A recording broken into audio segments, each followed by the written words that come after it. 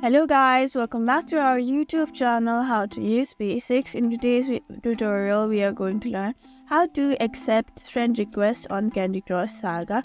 Without any delay, let's start. Open Candy Crush Saga, launch the Candy Crush Saga app on your device, then go to main menu, tap on Mail. It looks like envelope in the It's located right here on the top right corner.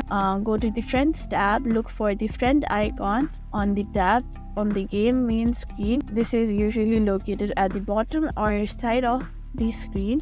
Check for friend requests. Navigate to the friends section where you might see a notification for new friends requests.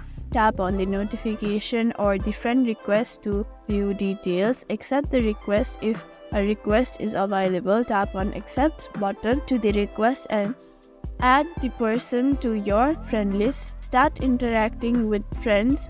Once accepted, you can send and receive lives, complete on leaderboards, and help each other progress through the game. And there you go, you have learned how to accept friend requests on Candy Crush Saga. Thank you for watching this video. Make sure you like, share and subscribe to our YouTube channel.